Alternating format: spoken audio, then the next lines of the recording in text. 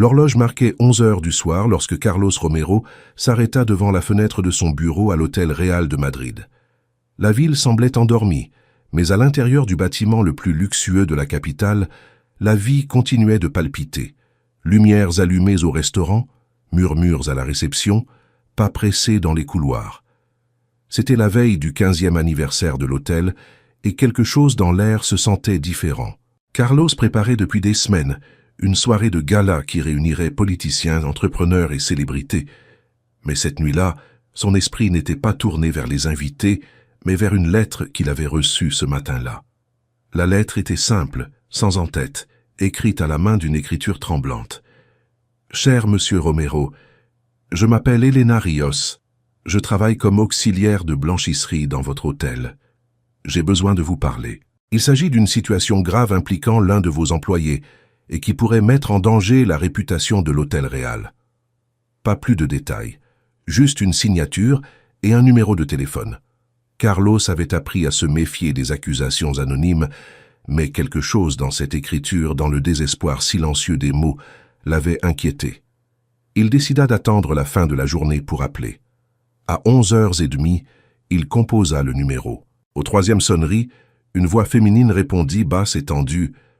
« Monsieur Romero ?»« Oui, c'est moi. Nous parlons de votre lettre. » De l'autre côté, un silence bref, puis un soupir. « Merci de m'avoir rappelé. Je ne peux pas parler ici, les caméras. Pourriez-vous me voir en personne demain matin tôt avant mon service ?» Carlos hésita, mais accepta. À 6h, à la cafétéria du personnel. Il raccrocha et resta à regarder son reflet dans la vitre. Il pensa à Laura Sanchez, la femme qui, des années plus tôt, lui avait changé la vie avec un appel similaire. Ce souvenir de ce moment lui donnait encore la chair de poule. Depuis lors, il s'était promis de ne plus fermer les yeux sur la souffrance des autres. Peut-être cette lettre était-elle une autre occasion de tenir cette promesse. Le lendemain matin, la cafétéria du personnel était presque vide. Carlos arriva sans escorte, avec une casquette simple et un manteau sombre. Elena Rios l'attendait déjà à une table isolée, les mains entrelacées sur une tasse de café froid. C'était une femme d'une quarantaine d'années, au visage fatigué et au regard honnête. Quand Carlos se présenta, elle baissa les yeux, nerveuse. « Monsieur Romero, je ne veux pas d'ennui. Je dois juste vous dire quelque chose qui m'empêche de dormir. » Carlos l'encouragea à parler. Le responsable de la blanchisserie, Thomas Duran, détourne des produits depuis des mois, détergents, linge de lit, mais ce n'est pas le pire. Il y a 2 semaines, il a commencé à amener son fils adolescent travailler la nuit, sans autorisation, et ce garçon entre dans les chambres quand les clients dorment. Je l'ai vu, monsieur, de mes propres yeux. Carlos sentit un frisson. « Vous êtes sûr ?»« Oui. Hier soir, il est entré dans la suite 804. Une cliente française s'est réveillée et a crié. Il s'est enfui dans le couloir. Thomas m'a dit que si j'ouvrais la bouche, je perdrais mon emploi. » Le silence qui suivit pesa comme du plomb. Carlos inspira profondément. « Merci de me l'avoir dit. Je vais faire enquêter immédiatement, mais j'ai besoin d'une discrétion absolue. » Elena hocha la tête, les yeux humides. « Je veux juste que personne ne souffre à cause d'eux. » Le même après-midi, Carlos appela Laura Sanchez dans son bureau. Elle avait été promue directrice des opérations et connaissait l'hôtel comme sa poche. Quand elle entra, Carlos lui expliqua ce qui s'était passé. Laura écouta sans l'interrompre, le visage sérieux, la voix ferme. « Je connais Thomas. Il a toujours été problématique, mais son fils, je ne savais rien. » Carlos lui demanda de gérer l'affaire avec tact. « Je ne veux pas de scandale. Si le garçon a besoin d'aide, il l'aura, mais nous devons nous assurer de la vérité. » Cette nuit-là, Laura descendit personnellement à la blanchisserie. Les machines ronronnaient, la vapeur embuait les vitraux. Thomas Duran, un homme corpulent à la barbe grise, vérifiait une liste. En la voyant, il esquissa un sourire forcé. « Bonsoir, Madame Sanchez. Je ne m'attendais pas à une visite. »« Juste une inspection de routine, » répondit-elle. Elle marcha entre les piles de draps, observant. Dans un coin, elle vit un sac à dos d'enfant. Elle l'ouvrit discrètement. À l'intérieur, un téléphone cassé, un inhalateur, une vieille photo de Thomas avec un petit garçon. « Votre fils travaille ici ?» demanda-t-elle en se retournant. Thomas se raidit. « Non, il vient juste m'attendre. Je n'ai personne pour le garder. » Laura n'insista pas, mais nota mentalement. Le lendemain, elle vérifia les caméras du couloir 8. À 2 heures du matin, effectivement, une silhouette juvénile ouvrait la porte 804 et s'enfuyait en courant quelques minutes plus tard. Laura apporta les preuves à Carlos. « Nous devons lui parler, mais avec précaution. » Carlos hocha la tête. « S'il est mineur, je ne veux pas détruire une vie. Je veux comprendre. » Ils décidèrent de convoquer Thomas le même après-midi. L'homme arriva nerveux, en sueur. Carlos le reçut calmement, mais sans détour. « Je sais que ton fils était à l'hôtel la nuit. Je veux savoir pourquoi. » Thomas baissa la tête. « Ce n'était pas pour voler, monsieur, je le jure. Mon fils Matteo a 14 ans. Il souffre de crise d'asthme. Sa mère nous a abandonnés, et je ne peux pas le laisser seul à la maison. Si je manque le travail, on me licencie. Si je le laisse seul, il pourrait mourir. Je l'ai amené avec moi, et je lui ai demandé de rester tranquille, mais cette nuit-là, il est sorti me chercher et s'est perdu. Il ne voulait faire de mal à personne. » Le récit était plausible, et le tremblement dans sa voix ne semblait pas fin. Laura le regarda avec compassion. Carlos respira profondément. « Je pourrais te dénoncer. Tu as amené un mineur dans une zone restreinte et mis l'hôtel en danger. Mais je comprends ta situation. Je ferai une exception. À partir d'aujourd'hui, tu auras un horaire spécial de jour, et l'hôpital San Lorenzo recevra un chèque de l'hôtel Real pour couvrir les médicaments de Matteo. Mais promets-moi que cela ne se reproduira plus jamais. » Thomas pleura de soulagement, incapable de parler. Cette nuit-là, alors que Laura fermait les rapports, elle ressentit une pointe de fierté. Carlos avait changé. L'homme qui, des années plus tôt, se méfiait de tous cherchait maintenant des raisons avant des coupables. Elle pensa à Diego, son fils, qui fêterait ses 12 ans la semaine suivante. La vie avait été généreuse depuis cette opération miraculeuse, mais Laura savait que rien n'était garanti. Carlos était devenu son mentor, presque un père, et chaque fois qu'elle le voyait agir avec humanité, elle sentait que tout avait valu la peine. La soirée d'anniversaire arriva une semaine plus tard.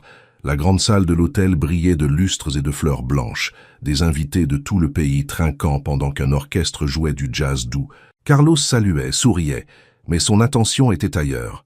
Laura avait préparé une vidéo commémorative sur l'histoire de l'hôtel. Quand les lumières s'atténuèrent, l'écran géant montra des images anciennes, la construction, l'inauguration, le premier client, les premières employées.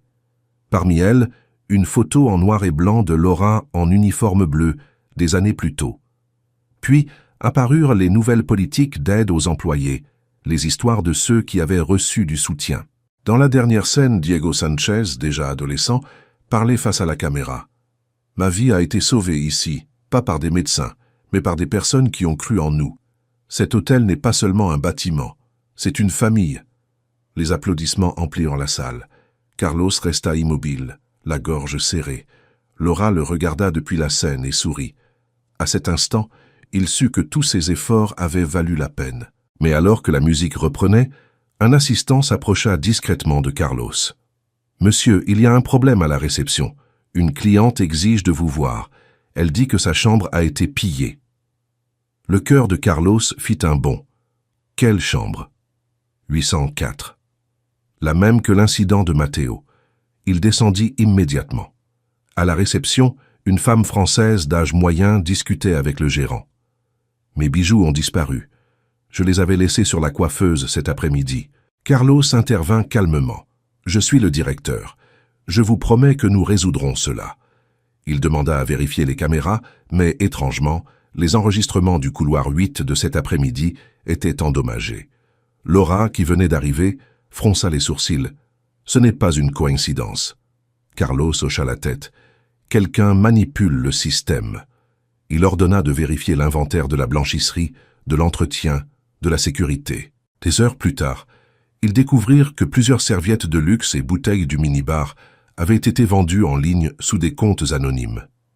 En traçant les adresses, un nom apparut à plusieurs reprises. Elena Rios, la femme qui avait écrit la lettre. Laura resta figée. Ce n'est pas possible. Carlos n'y croyait pas non plus. Elle semblait sincère. Ils décidèrent de la confronter discrètement le lendemain matin. Quand Elena arriva au travail, elle fut appelée au bureau. Elle était pâle, les yeux cernés. « Monsieur Romero, quelque chose ne va pas ?» Carlos soutint son regard. « Nous avons trouvé votre nom lié à des ventes illégales d'articles de l'hôtel. Je veux l'entendre de votre bouche avant d'appeler la police. » Elena trembla. « Ce n'est pas ce que vous pensez, monsieur. Je n'ai rien volé. C'était Thomas. Il m'a forcé. Il a dit que si je ne l'aidais pas, il dirait que j'avais tout inventé sur son fils. » Laura l'observa attentivement. « Avez-vous des preuves ?» Elena secoua la tête. « Juste des messages qu'il a effacés après. Mais je jure que c'est vrai. » Carlos sentit une pointe de déception. « Je vous ai fait confiance, Elena. » Elle éclata en sanglots. « Je sais. Je voulais juste protéger mon emploi. Mon fils est aussi malade. Les médicaments coûtent plus que mon salaire. Je ne savais pas quoi faire. » Le silence s'étendit comme un nuage épais. Carlos se frotta le visage.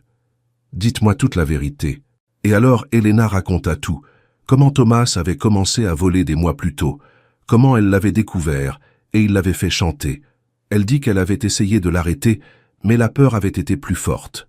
Laura écouta sans bouger, et quand la femme eut fini, Carlos parla lentement. « J'aurais besoin de vérifier.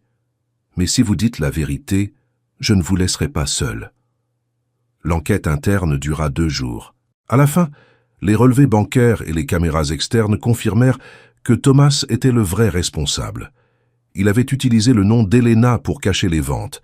Il fut licencié et dénoncé. Elena fut innocentée, bien qu'elle insistât pour démissionner par honte. Carlos lui offrit une alternative. « Vous travaillerez à la réception. Il est temps que quelqu'un avec votre honnêteté soit là où tout le monde peut vous voir. » Elle accepta entre les larmes. Quand tout fut terminé, Carlos et Laura se retrouvèrent sur la terrasse de l'hôtel, regardant l'aube se lever sur les toits de Madrid. La fatigue était immense, mais aussi le calme. « On dirait que les miracles se répètent ici, » dit Laura en souriant. Carlos hocha la tête, regardant l'horizon. « Oui, mais cette fois, le miracle a été de se rappeler que la confiance s'apprend aussi. » 3 semaines après l'incident avec Thomas et Elena, la vie à l'hôtel Réal reprit une apparence de normalité.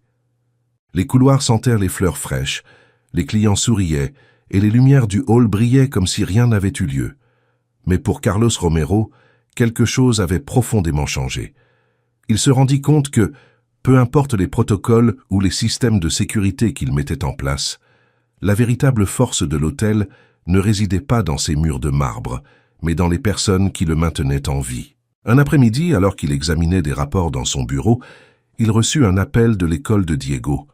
Le jeune avait intervenu dans une bagarre en défendant un camarade handicapé. « Rien de grave, » assura la directrice, « mais votre fils a une maturité peu commune. Vous devriez venir lui parler. » Carlos sourit. Bien que Diego ne soit pas son fils biologique, il le ressentait comme tel. Il appela Laura, qui était en réunion, et lui dit qu'il irait. À son arrivée à l'école, il trouva Diego assis sur un banc dans la cour, la chemise froissée, le sac à dos ouvert à ses pieds. « Que s'est-il passé cette fois, champion ?» demanda-t-il, avec un mélange de sévérité et de tendresse. Diego le regarda avec ses yeux qui semblaient toujours en savoir plus qu'il ne le disait. Il se moquait de Mario, le nouveau. Il disait qu'il marchait bizarrement. Je ne pouvais pas les laisser continuer. Carlos s'assit à côté de lui. « Tu as bien fait, mais il y a des façons de défendre sans se battre. La force n'est pas toujours dans les poings. » Diego baissa la tête. « Je sais, mais personne ne faisait rien. » Carlos posa une main sur son épaule. Parfois, être le seul à agir est déjà suffisant. De retour à l'hôtel, Carlos pensa à ces mots. Pendant des années, il avait été l'homme qui n'agissait pas face aux petites injustices, convaincu que ce n'était pas son problème. Laura lui avait appris que si. Cette nuit-là, il écrivit un courriel à tous les directeurs du groupe hôtelier. Il proposait un programme éducatif interne pour les enfants des employés, avec des bourses et des tutorats. Il l'appela « Projet Futur Réal ». L'annonce fut accueillie avec enthousiasme. Laura coordonna la logistique, et bientôt le hall se remplit d'affiches. Éduquer, c'est aussi prendre soin. Le jour du lancement, des dizaines de familles se rendirent dans la grande salle.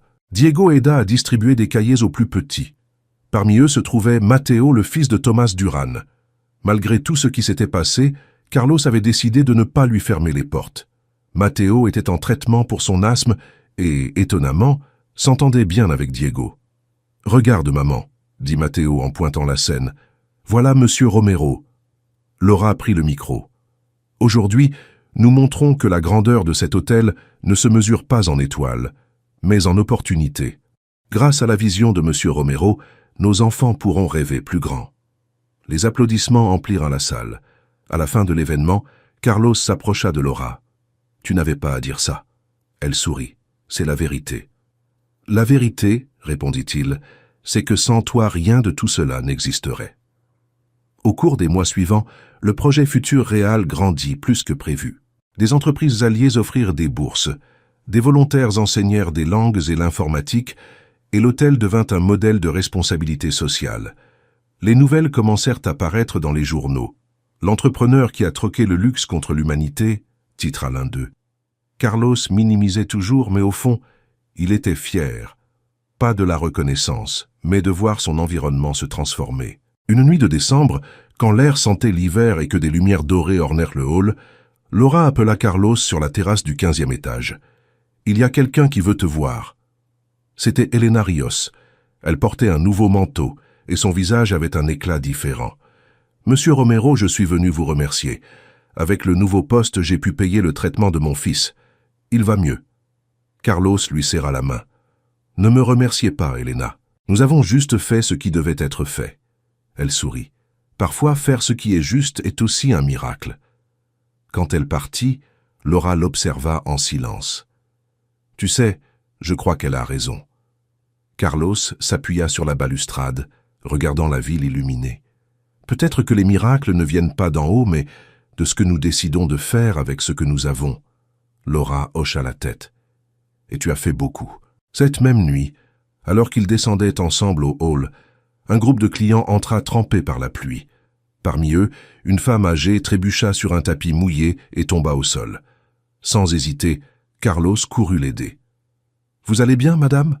Elle le regarda avec confusion, sans le reconnaître. « Oui, merci, jeune homme. » Quand le personnel s'approcha, Laura se rendit compte que la femme était Teresa Romero, la tante de Carlos, avec qui il n'avait pas parlé depuis plus de 20 ans. L'impact fut immédiat. Carlos resta figé. « Tante Teresa. » Elle le regarda à nouveau, et en le reconnaissant, les larmes montèrent. « Carlos, je pensais ne plus jamais te revoir. » Laura, surprise, se retira discrètement pour leur laisser de l'intimité. La conversation qui suivit fut douloureuse et guérisseuse à la fois. Teresa avait été celle qui l'avait élevée après la mort de ses parents, mais une dispute sur un héritage les avait séparés. « Je ne voulais pas ton argent, » dit-elle d'une voix tremblante. « Je voulais juste que tu n'oublies pas d'où tu venais. » Carlos écouta en silence. « Tu avais raison, » répondit-il enfin. « J'ai oublié beaucoup de choses. Mais maintenant, j'essaie de m'en souvenir chaque jour. » Teresa l'embrassa en pleurant. « Ta mère serait fière. » Cette nuit-là, Carlos rentra chez lui le cœur léger. La vie lui avait rendu une autre partie qu'il croyait perdue. Les mois passèrent, et le printemps arriva à Madrid avec son air tiède et ses jacarandas en fleurs. Diego fêta ses 13 ans, et Carlos insista pour organiser une petite fête dans le jardin de l'hôtel. Il y avait des ballons, de la musique et des rires. À un moment, Laura s'approcha avec une boîte enveloppée. « De la part de tous, » dit-elle. Diego ouvrit et trouva à l'intérieur un cahier à couverture noire avec le logo de l'hôtel et une note « Pour que tu commences à écrire tes propres rêves. » « Sais-tu ce que cela signifie, oncle Carlos ?» demanda l'enfant. « Que je crois que tes histoires seront un jour meilleures que les miennes, » répondit-il en riant. Diego les embrassa tous les deux.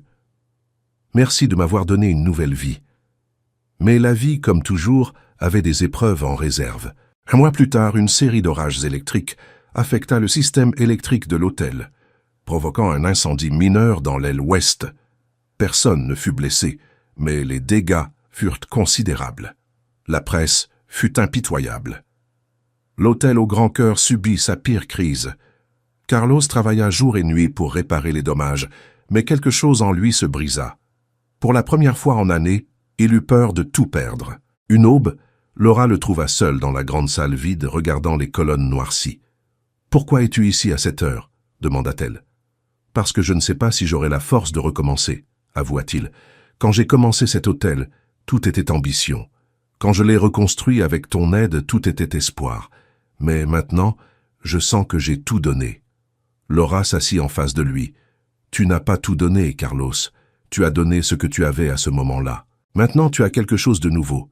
Des gens qui te suivront, qui croient en toi. Avant, tu étais seul. Aujourd'hui, tu ne l'es pas. » Les mots résonnèrent dans le silence.